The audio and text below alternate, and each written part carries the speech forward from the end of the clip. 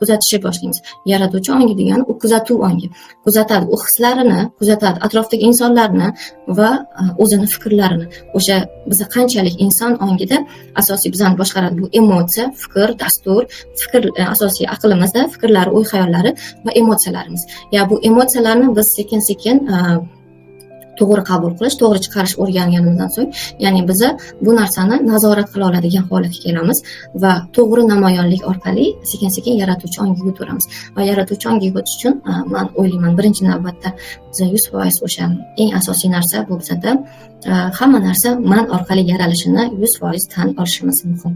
Ya'ni bizda u aybdor, bu aybdor degan fikrlarni to'xtatishimiz kerak.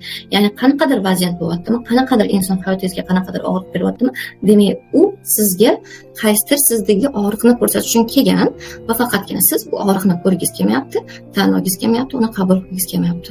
Va bizda o'sha payt inson ongi aktivlashib ketib, u bunaqa qilyapti, men bunaqa deyapman. Bizda mana bunaqa dialog kuchayib ketadi aqlimizda.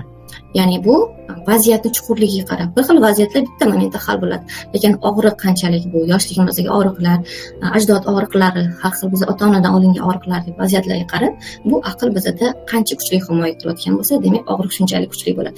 Aql qanaqa himoya qiladi? Aql faqat dialog beraveradi. U mana bunaqa qildi, mana bunaqa qildi, u aybdor, bu noto'g'ri qildi, unaqa demasligi kerak edi, men bunaqa javob berishim kerak edi. Все, bo'ldi. Biz sekin-sekin yaratuvchi ongiga chiqib ketdik. Ya'ni biz yaratuvchi ongi degani umuman fikrlardan, emotsiyalardan o'zimizni kontrol qila olish va har bitta narsani men qilayotganimni, ya'ni meni ichki holatdan, meni o'y hayollarim yaratayotganini 100% tan olish va javobgarlikni olish ongiga kelganida bu narsa uyg'onishni boshlaydi.